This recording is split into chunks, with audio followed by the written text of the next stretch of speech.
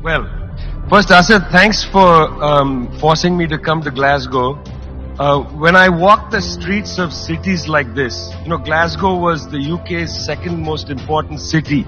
Beautiful buildings, beautiful streets, a gorgeous city. It had Red Clydeside in 1919, the uprising to create a Soviet in Scotland. But it was, crushed, of course. When I see cities like this, I think also about the other side of it. There's a phrase from Walter Benjamin, every monument of civilization is also a monument of barbarism. I think of the famines in Bengal, the jute workers in Bengal sending jute to Dundee through the Glasgow port. I think of human beings from Africa enslaved and brought from Ghana to the New World, and all those prophets getting sucked into cities like London and Glasgow.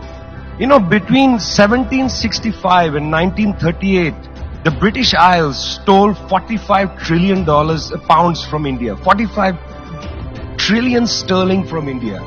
We never got paid for that. When the British left India, when we threw the British out, our literacy rate was 13%. So much for several hundred years of so-called civilization. Meanwhile, our landscapes were destroyed. Coal was foisted on India. You foisted coal on us. You were the ones that came and made us coal dependent.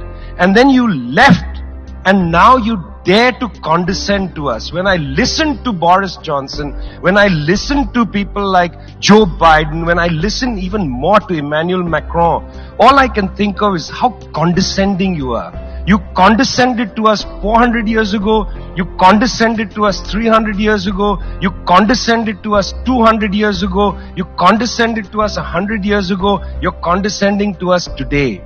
You only know condescension because for you, colonialism isn't something that happened in the past and we defeated you. It's not that. For you, colonialism is a permanent condition. And that permanent condition happens in two ways.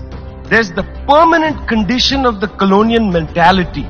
You want to lecture us. You want to tell us that we are responsible for all the problems because you'll never accept that you're the one principally to blame.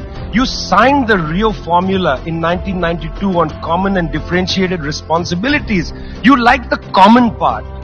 You like the common part. You like to say we're all in this together and so on. We're not in this together.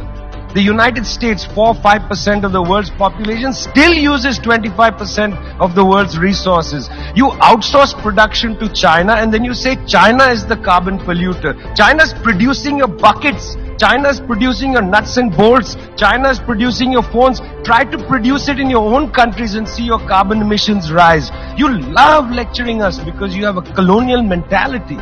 Then there are colonial structures and institutions. You lend us money, and every time you lend us money, which is our money, every time the International Monetary Fund comes to our societies and they tell us, here's the money we are giving you. No, it's our money.